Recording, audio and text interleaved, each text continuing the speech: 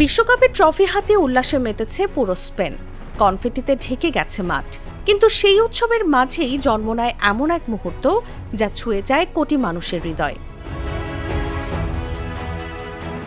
জয়ের পদক নিজের গলায় না রেখে মায়ের গলায় তুলে দেন স্পেনের তারকা উইঙ্গার নিকো উইলিয়ামস। এই একটি দৃশ্য যেন বলে দেয় এই বিশ্বজয় শুধু একজন ফুটবলারের নয়, একজন মায়েরও।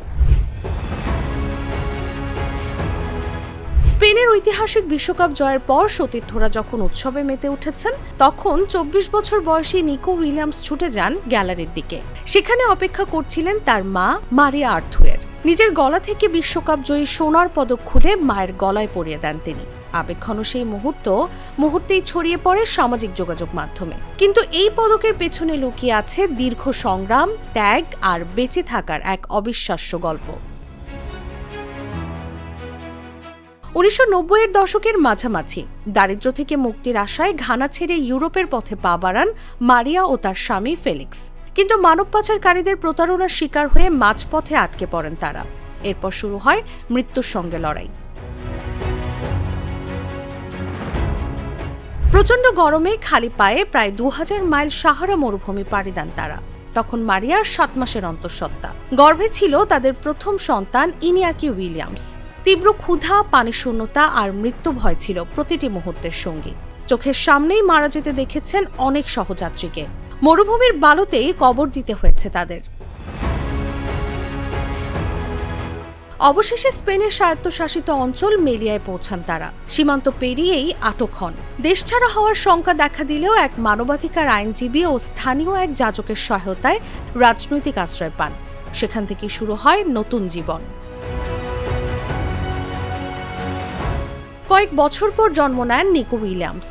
কিন্তু নতুন দেশে এসেও শেষ হয়নি সংগ্রাম। সংসার চালাতে মারিয়াকে একসঙ্গে করতে হয়েছে একাধিক কাজ। আর বেশি আয়ের আশায় ফেলিক্স চলে যান লন্ডনে। সেখানে বছরের পর বছর কঠোর পরিশ্রম করে উপার্জনের বেশিরভাগই পাঠাতেন পরিবারের কাছে।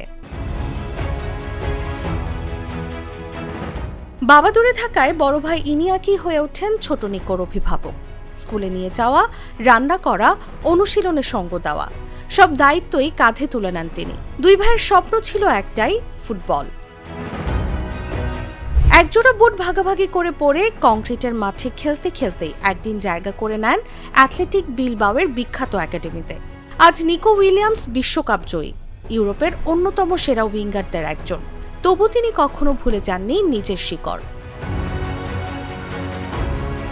এক সাক্ষাৎকারে নিকো বলেছিলেন, মাঠে তার সবচেয়ে বড় শক্তি গতি। কিন্তু তিনি যত দ্রুতই দৌড়ান না কেন, মৃত্যুর মুখ থেকে বাঁচতে সাহারা মরুভূমি পেরিয়ে ছুটে চলা তার মায়ের গতির সঙ্গে কখনোই তুলনা করতে পারবে না।